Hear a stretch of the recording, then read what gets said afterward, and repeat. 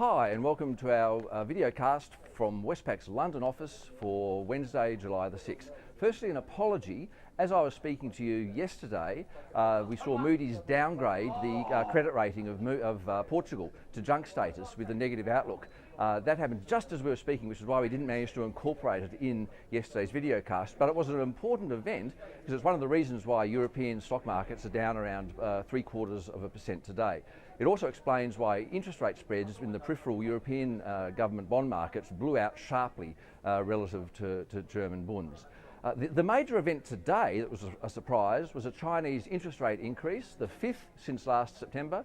Deposit and lending rates there up another 0.25%, probably the last in the cycle on our forecasts. Nevertheless, a bit of a surprise, and it certainly had an impact on equity market, currency market and commodity market sentiment today. I'll get to some numbers there in a minute. Also worth mentioning though, we had a services sector survey out of the US for the month of June, which showed a renewed decline. It fell from 54.6 down to 53.3 in June, driven mainly by a weaker orders component.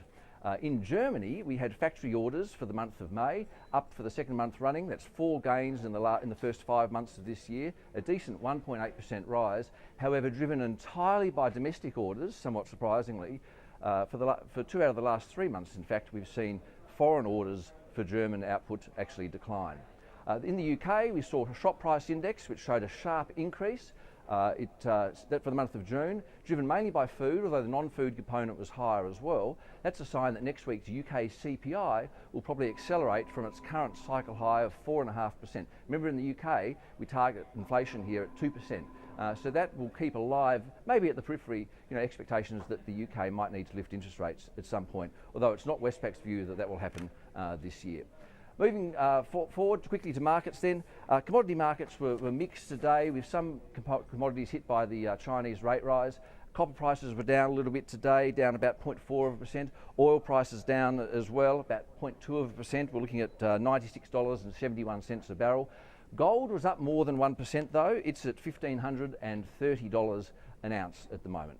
The Aussie dollar was hit by the Chinese interest rate rise. It's trading below 1.07 against the US dollar at the moment. We've got Aussie jobs figures coming out on Thursday, July 7th. That's your time today. We're looking for a 15,000 increase in employment for the month of June and a steady unemployment rate at 4.9%. Okay, I'll speak to you again tomorrow when we've got some important figures coming up on American jobs in the private sector, and then of course on Friday, and of course the Bank of England and European Central Bank decisions, and then on Friday it's the monthly jobs report out of the US. Speak to you tomorrow.